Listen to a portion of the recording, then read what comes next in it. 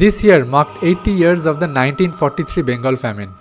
It was a manufactured famine, not a natural one. 30 lakh people starved to death over a 2-year period. It was a genocide engineered by British invaders using a policy of lockdowns. Yes, lockdowns. Like the lockdowns we saw in 2020. Historians won't tell you this, that British occupiers used lockdowns in Bengal in 1943 to cause the famine. Intellectual people in modern day Bengal, Odisha and Bangladesh love to express anger over the Holocaust in Europe, isn't it? But most of them foolishly forget Bengal's own Holocaust. Thank you for tuning in. This is Nadeem, you're watching Empire Diaries. In this episode, we will look at how the British Empire imposed 3 deadly lockdowns to commit the genocide. We will discuss the dirty tactics of denial policy and biopolitics. We will also recall Winston Churchill's racist remarks about dying Indians. And we will look at modern day Bengal's fascination for everything British despite knowing the truth. How many people did the Holocaust kill from 1941 to 1945? About 60 lakh Jews were slaughtered across Europe. Compared to that, the 1943 Bengal famine killed 30 lakh people over a much smaller area. The 60 lakh Holocaust deaths covered entire Europe. In contrast, the 30 lakh Bengal famine deaths covered the 2 Bengals and Odisha. So Bengal's Holocaust was far more concentrated than the one in Europe. 80 years on, people around the world and even Bengali people themselves have pushed the famine into the background. Nobody officially calls it a genocide, even though it was one. Let's turn the clock back. Let's look at how the British culprits used 3 back-to-back lockdowns to carry out mass murders in cold blood. During World War II, the Japanese Empire was advancing towards British-occupied India. In 1943, the Japanese invaders captured Myanmar. It was called Burma at that time. The British monarchy in London was petrified. Japan was knocking on the doors of their empire. They were all set to invade British-occupied Bengal. Now, Bengal at that time covered today's West Bengal, Odisha and the country of Bangladesh. At that time, the criminal family at Buckingham Palace was running the British Empire through a puppet government in London. The palace urgently ordered British PM Winston Churchill to do something about Bengal. Now, Churchill was a racist and insensitive character, we all know that. He decided to take a cruel path. He ordered British occupiers running Bengal to enforce a denial policy. Now, what is a denial policy? It's an inhuman military strategy that's also called scorched earth policy. The policy goes like this.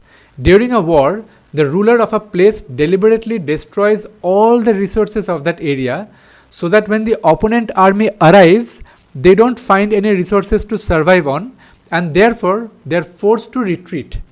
In 1976, French philosopher Michel Foucault described this denial policy using new terms such as biopower and biopolitics.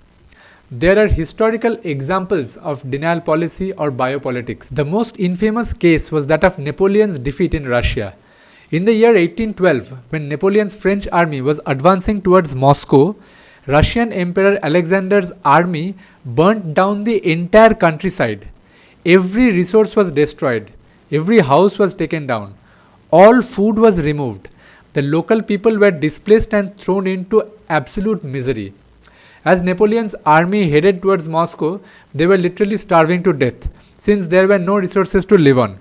Eventually, they gave up and considered defeat. Coming back to 1943, Churchill had the same dirty plan to destroy the food resources all over Bengal. So if the Japanese forces arrive, they will have nothing to live on and will retreat to Myanmar. Despite being exploited by British invaders, Bengal was very resource rich at that time. It was a major rice producer in the world. 1/3 of the subcontinent's rice was supplied by Bengal's farmers. They cultivated 3 types of paddy. Fishing was also a major economy in Bengal. Fishermen relied on their fishing boats and a network of rivers for food and livelihood. Now let's understand this denial policy from a modern perspective. Basically, the British occupiers imposed a series of lockdowns in Bengal one by one to demolish the economy. They were not called lockdowns at that time, but that's precisely what they were. The opening blow from Churchill's team came in March 1942. It was an artificial disruption of rice production and distribution. John Herbert, a British invader and governor of Bengal at that time, did the hitman's job. Herbert declared a lockdown on paddy cultivation and rice business in 3 districts of Bengal: Khulna, Mednipur, and Borishal. The rules of the lockdown were like this: no new paddy cultivation was allowed. The paddy that was already harvested and the rice already stored in sacks were forcefully handed over to the British Army. They got first preference to consume it, not the public. British appointed local police were constantly monitoring and ensuring that there was no new paddy cultivation. The Bengal Chamber of Commerce, which was made up of British owned companies, declared clever schemes to justify the lockdown on rice.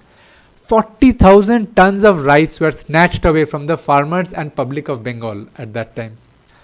The next blow came as a lockdown on fishing boats.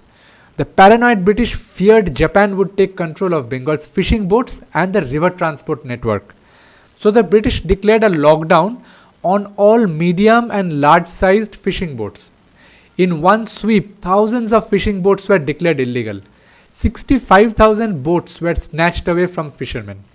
Many of them were burned down by the British Army, and the rest were locked up. Lakhs of people who survived on fish as food and for business fell into crisis. Marketplaces had to close down because river transport was shut off. Migratory laborers couldn't travel for work because passenger boats had disappeared. The British gave a damn about the situation. They were just happy that Japanese troops wouldn't find the river network useful in case they entered Bengal.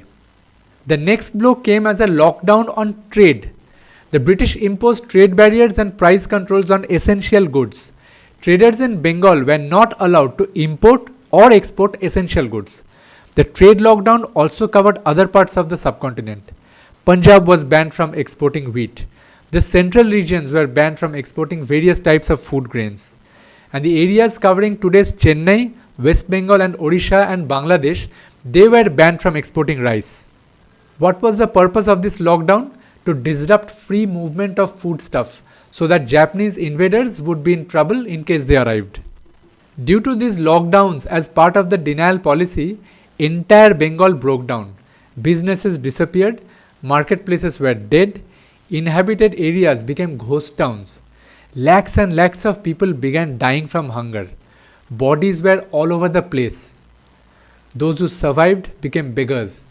It was a well orchestrated genocide done in anticipation of an attack by Japan.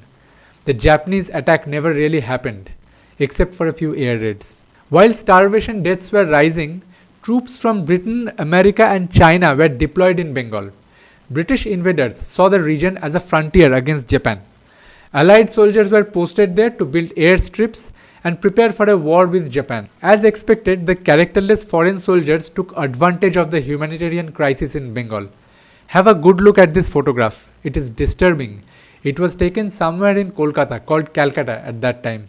It was during the peak of the famine, when locals were desperate for money to survive. A young-looking American soldier is seen here haggling with some prostitutes.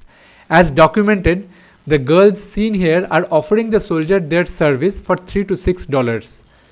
Is this what the US soldiers were posted there for? Since this case is documented, there must be many more instances of US, British and Chinese troops taking advantage of the locals. They were cashing in on the crisis. The British Empire's puppet PM, Winston Churchill, wasn't left behind either. His disrespect for famine-hit Bengal is well documented in his own words.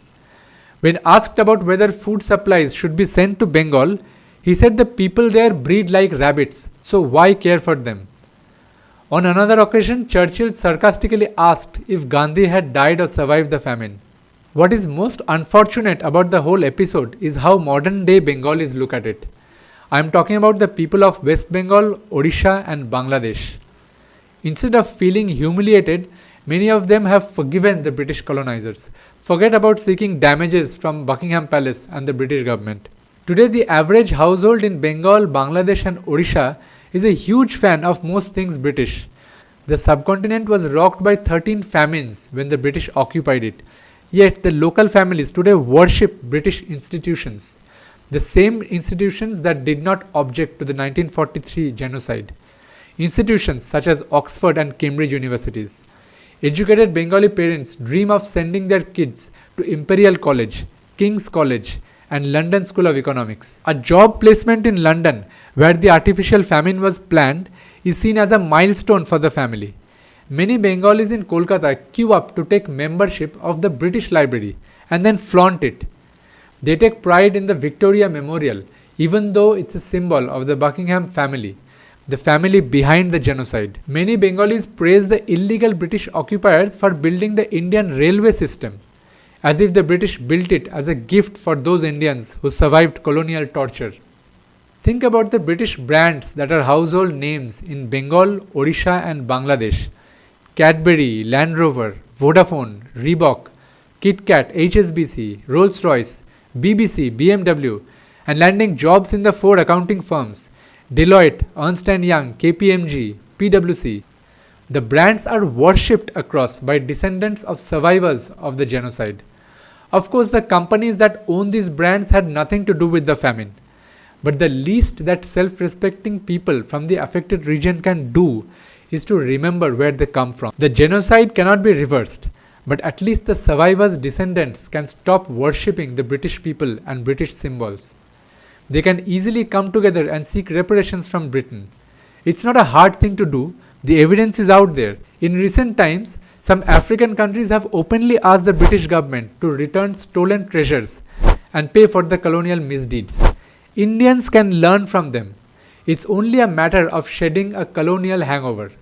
It's about showing character, showing self respect. The British gave Indians 13 deadly famines.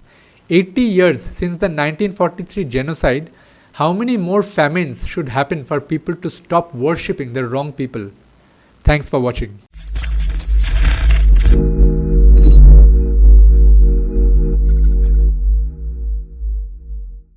Subscribe to our YouTube channel. Don't forget to press the bell icon so that you get notified whenever we publish a report. Follow us on Twitter and Facebook. Send get updates to 98210457339 for news and analysis you are not told. Visit our website empirediaries.com for in-depth reports and columns. Stay informed, stay awake, and think critically.